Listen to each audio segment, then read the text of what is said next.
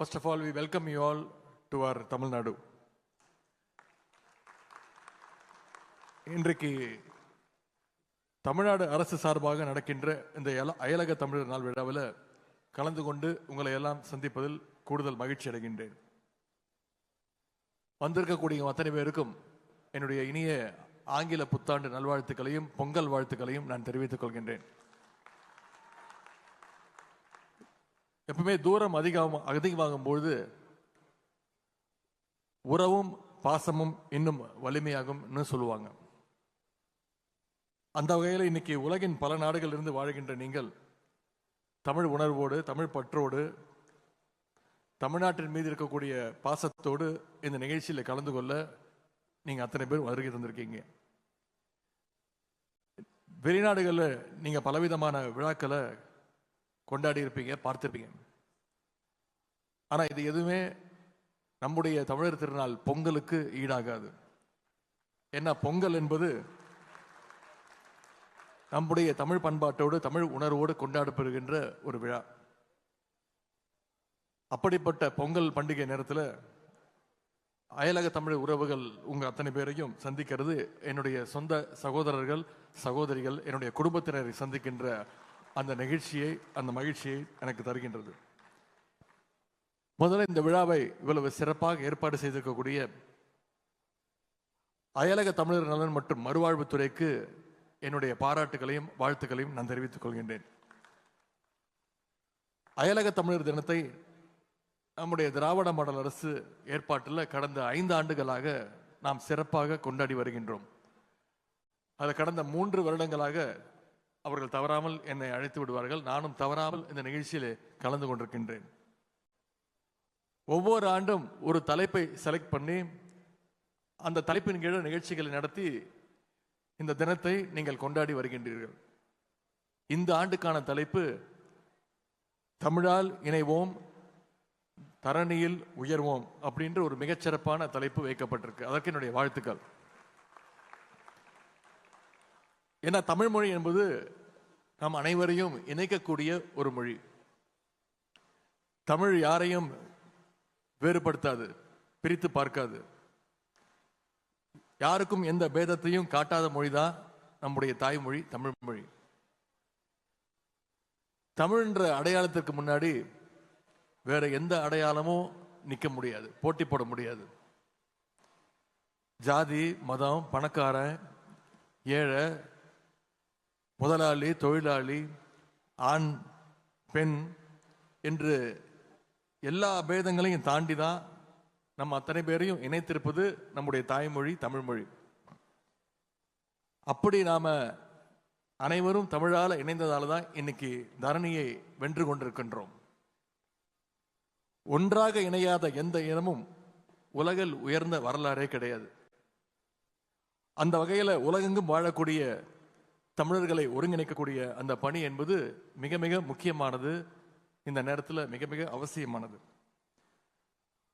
அதைவிட முக்கியம் அவர்களுடைய நலன்களை பாதுகாக்கின்ற அந்த பணி என்பது மிக மிக முக்கியம். முன்னாடிலாம் தமிழ்நாட்டில் இருந்து வேலைக்காக தான், சின்ன சின்ன வேலைகளை செய்வதற்காகத்தான் நிறைய பேர் வெளிநாட்டில் போவாங்க, வெளிநாட்டில் போய் செட்டில் ஆவாங்க.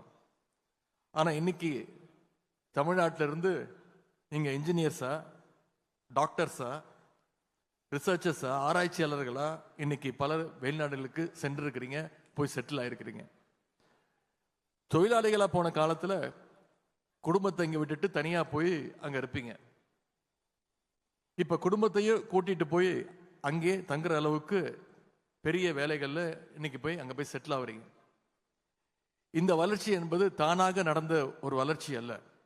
இந்த முன்னேற்றத்துக்கு பெயர் தான் நம்முடைய திராவிட மாடல்.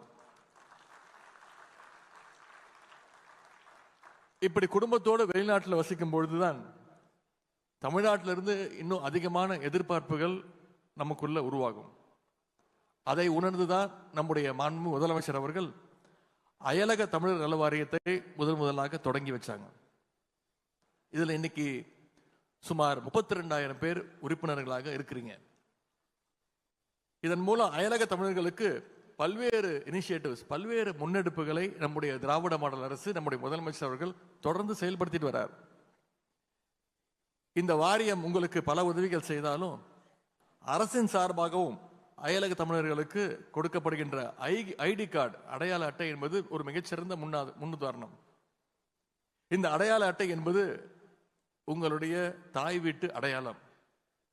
அந்த வகையில் உங்களுடைய நலன்களை பாதுகாக்க பல்வேறு திட்டங்களை அயலக தமிழர் நலத்துறை இன்னைக்கு செயல்படுத்திட்டு இருக்கு. உக்ரைன், ஈரான், இஸ்ரேல் போன்ற நாடுகளில் போர் நடந்தப்போ அங்கிருந்து தமிழர்களை எல்லாம் பாதுகாப்பாக நம்முடைய துறை தான் பாதுகாத்துச்சு, பாதுகாப்பாக மீட்டிட்டும் வந்திருக்கு. அது மட்டும் இல்ல, வெளிநாடுகளில் வேலை செய்கின்ற தமிழர்களுக்கு ஏதாவது ஒரு பிரச்சனைனா சிக்கல்னா அதற்கு தீர்வு காண எல்லா உதவிகளையும் இந்த துறை உடனடியாக செய்து கொடுத்திருக்கு. தொழில் முதலீடுகளை ஈர்ப்பதற்காக நம்முடைய மாண்பு முதலமைச்சர் அவர்கள் எந்த வெளிநாடுகளுக்கு போகும்போதும் அங்க இருக்கக்கூடிய அயலக தமிழர்கள் உங்களை எல்லாம் தொடர்ந்து சந்திச்சுட்டு வராங்க. அப்படி சந்திக்கும் பொழுது நம்முடைய முதலமைச்சர் அவர்கள் உங்களுக்கு ஒரு வேண்டுகோள் வைக்கிறாங்க, ஒரு கோரிக்கையை முன்வைக்கிறாங்க. வெளிநாடுகளில் பல உயரங்களை அடைஞ்சிருக்கக்கூடிய தமிழர்கள் நீங்க தமிழ்நாட்டில் தொழில் தொடங்குகின்ற வகையில் முதலீடு செய்யணும், அந்த முயற்சியை நீங்க மேற்கொள்ளணும்னு இந்த வேண்டுகோளை நம்முடைய முதலமைச்சர் அவர்கள் தொடர்ந்து உங்களிடத்தில் வைக்கிறார். இன்னைக்கு முதலமைச்சர் வச்ச வேண்டுகோளின் தொடர்ச்சியாக, உங்களுடைய முயற்சியின் தொடர்ச்சியாக இன்னைக்கு இந்தியாவிலேயே நம்பர் 1 பொருளாதார வளர்ச்சி அடைஞ்ச மாநிலமாக நம்முடைய தமிழ்நாடு உயர்ந்திருக்கு. அந்த சாதனையில் உங்களுடைய பங்கு மிகப்பெரிய பங்கு. நாம் அனைவரும் சேர்ந்து இந்த வளர்ச்சியை அடுத்த கட்டத்துக்கு நாம எடுத்துட்டு போனோம். பொருளாதாரத்தில் நம்ம வளர்ற அதே நேரத்தில் நம்முடைய மொழியையும் கலாச்சாரத்தையும் பண்பாட்டையும் மறந்துடக்கூடாது. உங்களுடைய குழந்தைகளுக்கு அடுத்த தலைமுறைக்கு தமிழ்நாட்டுடைய அடையாளத்தை சொல்லி தர்றது மிக மிக முக்கியம். அதற்காகத்தான் முதலமைச்சர் அவர்கள் வேர்களை தேடி அப்படின்ற திட்டத்தை தொடங்கி வச்சாங்க. ஆண்டுதோறும் வெளிநாட்டில் வாழ்கின்ற தமிழர்களுடைய அடுத்த தலைமுறை பிள்ளைகளை தமிழ்நாட்டுக்கு அழைச்சிட்டு வந்து நம்முடைய பண்பாட்டு சின்னங்களை, அடையாளங்களை எல்லாம் அவர்களுக்கு அறிமுகப்படுத்துறோம். நம்ம ஊரில் இருக்கக்கூடிய பண்பாட்டு சின்னங்கள், வரலாற்று சிறப்புமிக்க இடங்களை எல்லாம் அவர்கள் நேரடியாக பார்க்கும் பொழுது அவர்களுக்கு ஒரு புரிதல் ஏற்படும், ஒரு பரவசம் ஏற்படும். இந்த உலகத்தில் நமக்கென்று இருக்கின்ற இடம் தமிழ்நாடு என்ற அந்த நம்பிக்கை அடுத்த தலைமுறைக்கு, உங்களுடைய குழந்தைகளுக்கு நிச்சயம் ஏற்படும். இப்ப நம்முடைய அரசின் சார்பாக உங்க கனவை சொல்லுங்கன்னு ஒரு திட்டத்தை நம்முடைய முதலமைச்சர் அவர்கள் அறிமுகப்படுத்தி இருக்கிறார். அரசின் திட்டங்கள் பற்றியும் பயன்கள் பற்றியும் எதிர்காலத்தில் என்ன மாதிரி திட்டங்கள் வரணுன்ற மக்களோட கனவுகளை கேட்டு அறிகின்ற முயற்சி தான் இந்த உங்க கனவை சொல்லுங்கன்ற திட்டம். அதே போல அயலக தமிழர்களும் உங்களுடைய கனவுகளை இந்த வாரியத்தின் பொறுப்பாளர்களிடம், அமைச்சர் அண்ணன் நாசர் அவர்களிடம் தெரியப்படுத்துங்க. உங்களுடைய தேவைகளுக்கும் கோரிக்கைகளுக்கும் ஏற்ற திட்டங்களை நம்முடைய முதலமைச்சர் அவர்கள் நிச்சயம் தீட்டி கொடுப்பார்கள். உங்கள் அனைவரையும் சந்தித்து பேசியது மிகவும் மிகவும் மகிழ்ச்சியாகவும் மன நிறைவையும் எனக்கு தந்திருக்கிறது. உங்களுடைய அடுத்தடுத்த பணிகள் மேன்மேலும் சிறக்கட்டும். தமிழால் இணைவோம், தரணியில் உயர்வோம். இங்க வந்திருக்கக்கூடிய உங்க அத்தனை பேருக்கும் மீண்டும் ஒரு முறை என்னுடைய பொங்கல் நல்வாழ்த்துக்களை தெரிவித்து, இந்த நிகழ்ச்சி மிகச்சிறந்த வெற்றியை தரும் என்ற நம்பிக்கையோடு வந்திருக்கக்கூடிய அத்தனை பேருக்கும் மீண்டும் என்னுடைய வாழ்த்துக்களை தெரிவித்து இந்த வாய்ப்புக்கு நன்றி கூறி விடைபெறுகின்றேன். நன்றி, வணக்கம்.